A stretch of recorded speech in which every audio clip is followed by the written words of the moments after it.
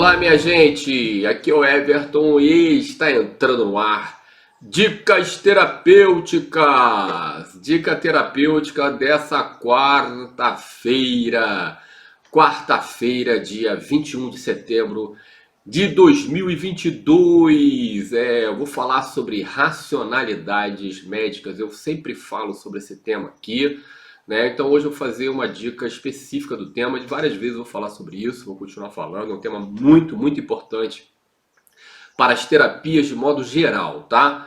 Mas antes, para você que não me conhece, eu sou o Everton Cardoso Júnior. Sou um psicoterapeuta transdisciplinar, antropólogo de formação, com mestrado em saúde coletiva pelo Instituto de Medicina Social da UERJ. Eu tenho um canal aqui no YouTube, o IMC2, o seu canal de terapias transdisciplinares, que são técnicas transpessoais, holísticas e esotéricas. Então, como eu acabei de falar, né? Eu sou antropólogo, blá blá blá, tenho mestrado em saúde coletiva pelo Instituto de Medicina Social da UERJ. Né? Minha formação foi no IFIX, o Instituto de Filosofia e Ciências Sociais da UFRJ. No IFIX eu conheci uma professora, ela é especialista em Weber, né? Chamada Madel Luz. Lá no IFIX ela deu aula sobre Weber e tal.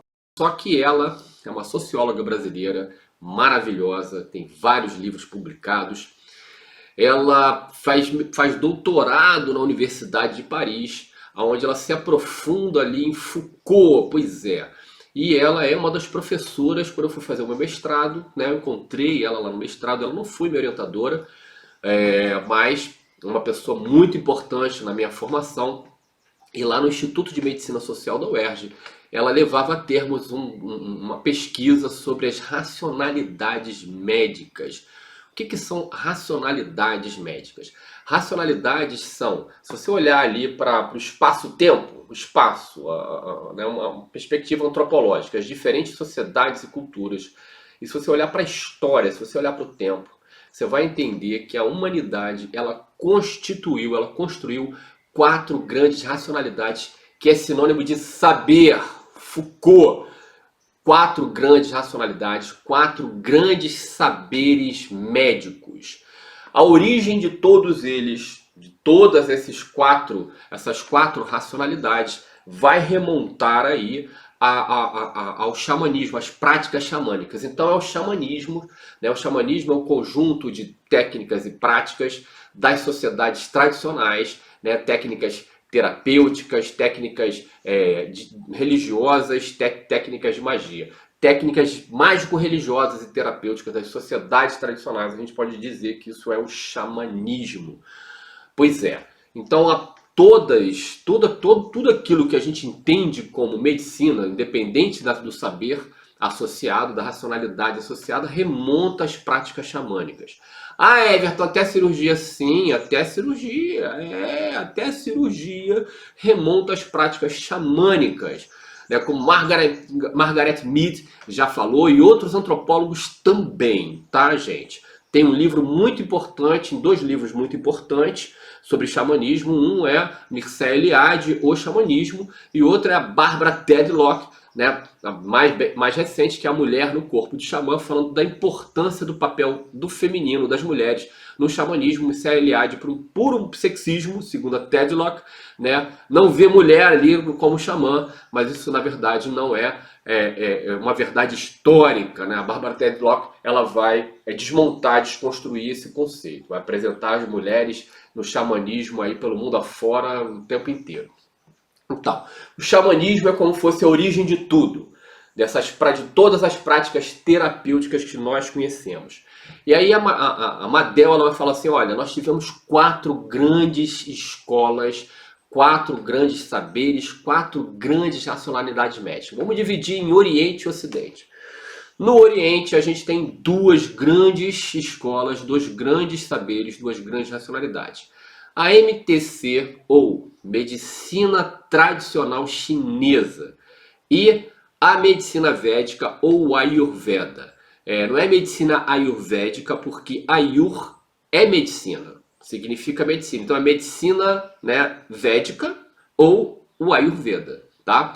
Então essas são as 4 grandes escolas de medicina do Oriente. Ah, Everton, mas poxa, e o Japão? O Japão tá ali dentro do conceito da medicina chinesa e o xamanismo local. Ah, e o Tibete? O Tibete é muito interessante, porque ele está ali na interface da Índia com a China e o xamanismo local. Então, as quatro grandes escolas orientais de medicina são a MTC, Medicina Tradicional Chinesa, e a Medicina Védica. E no Ocidente? No Ocidente a gente tem a Medicina Vitalista, o Vitalismo, e a Medicina Científica. O Vitalismo é o conjunto de práticas médicas anteriores ao advento do pensamento científico, que tem aí pouco mais de 200 anos. Então, antigamente, antes desse pensar científico, a nossa medicina que está se constituindo ali no Ocidente, ela também, né, é considerada vitalícia porque ela também tem uma base, né, nas tradições que hoje são consideradas holísticas. Minha gente, os mesmos grandes nomes da medicina científica, Hipócrates, Galeno, Paracelso, são também grandes nomes da medicina vitalista, né? Hipócrates, Galeno, tanto Hipócrates quanto Galeno trabalham com o conceito dos quatro elementos, por exemplo.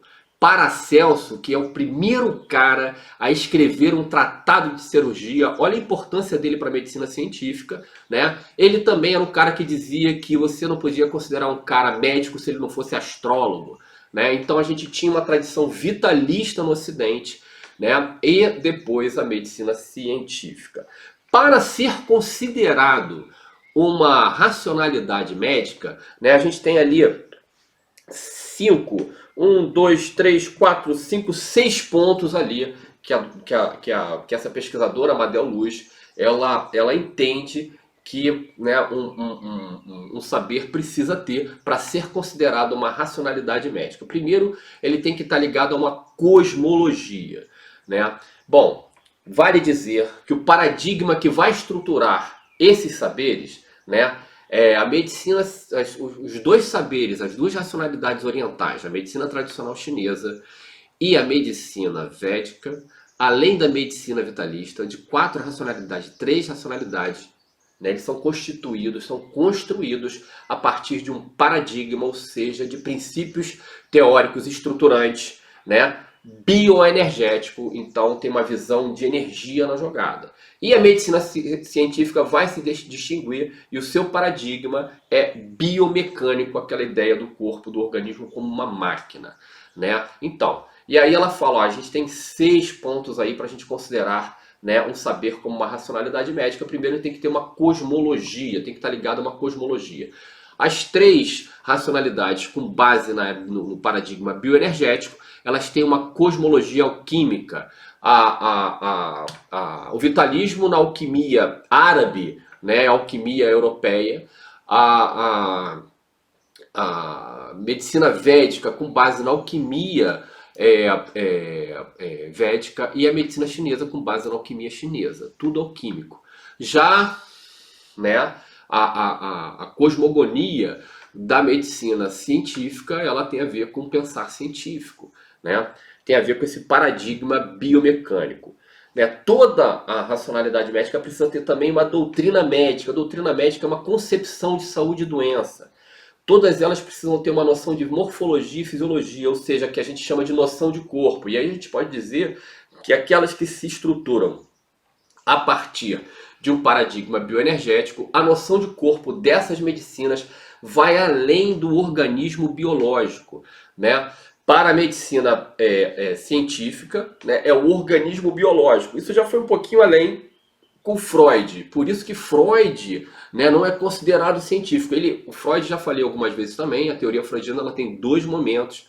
Primeira tópica e segunda tópica. Na primeira tópica, o grande empreendimento de Freud é querer fazer com que a psicanálise seja aceita como uma ciência. Ele consegue isso naquele momento lá atrás, embora tomasse muita paulada da antropologia, por exemplo, né? Tanta paulada, que quando ele foge da Segunda Guerra, sai de Viena e vai para Londres, é recebido por Bronisław Malinowski, um grande antropólogo, que, né, recebe ele muito bem. Ele fica surpreso porque o Malinowski dava paulada em cima dele, né? Então, na segunda tópica, a partir da interpretação dos sonhos, ele rompe com isso e vai em cima é, é, do objeto de estudo da psicanálise mesmo. Mas por que o Freud não era aceito como cientista? A psicanálise não devia ser aceita como ciência? Porque a base da psicanálise é um conceito imaterial, é um conceito de inconsciente. Na primeira tópica ele dizia que as raízes últimas do inconsciente estão no cérebro, estão na biologia. Mas isso depois ele abandona esse conceito, tá? Então, em termos de noção de corpo, de morfologia e fisiologia, a medicina científica ela se estrutura a partir do paradigma biomecânico, da noção de corpo como uma máquina, mas dentro da ciência, ou em torno do pensar científico, a gente tem, por exemplo, uma psicanálise que já usa o conceito de inconsciente aí, já ampliando a visão dessa noção de corpo, né, que se reduz ao organismo biológico. Hoje em dia tem várias pesquisas de psicologia falando da importância aí, né, da nossa subjetividade, do aparato do inconsciente mesmo, né, em relação às questões de saúde e doença, né? Mas as outras medicinas todas, a medicina vitalista ela vai dizer que existe uma energia vital por trás desse organismo biológico, existe uma energia vital e eles estão muito interessados nessa energia vital que é a base da saúde na percepção da medicina vitalista. A medicina chinesa tem toda uma estrutura energética subjacente, né?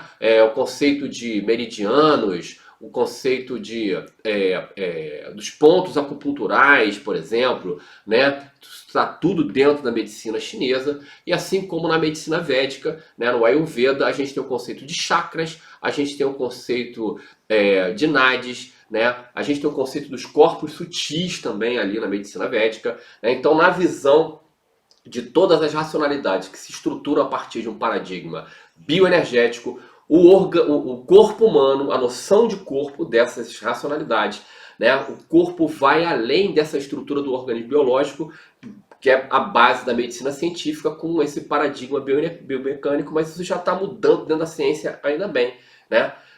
Porque a ciência ela inaugura um novo processo heurístico, um novo processo de busca de verdade, se contrapondo ao dogmatismo religioso. A ciência não pode ser dogmática. E a ciência precisa se expandir, precisa estar sempre, né, buscando verdades. Então ela está encontrando verdades, aí, novas verdades, tá? E além disso, além de cosmogonia, doutrina médica, ou seja, concepção de saúde e doença, morfologia e fisiologia, ou seja, a noção de corpo, até todo o saber para ser considerado uma racionalidade, ele precisa ter também um sistema de diagnóstico e um aparato terapêutico, coisas que todas essas racionalidades têm, minha gente. É por isso, voltando um pouquinho aí nessa questão dos paradigmas constitutivos desses saberes, a gente tem um livro muito importante de um médico americano chamado Richard Gerber. O Gerber é um médico formado na medicina mesmo, clássica, e ele começa a estudar, passa mais de 10 anos estudando todas essas práticas, ou boa parte dessas práticas, cromoterapia, florais, cristais, acupuntura, e ele escreve um livro chamado Medicina Vibracional, e ele fala uma coisa muito interessante. Ele fala, no dia em que nós incorporarmos o conceito einsteiniano de energia, né, nesse dia, a gente vai migrar de uma perspectiva mais newtoniana, mecânica, para uma perspectiva energética da medicina também. Ele propõe a medicina vibracional por conta disso. É isso, minha gente, falando sobre racionalidades médicas, né, para dar uma palhinha. Esse tema é muito importante para todo terapeuta holístico, para todo terapeuta de modo geral. Foi essa dica da nossa semana. Semana que vem tem mais uma dica para você. Um beijo, obrigado.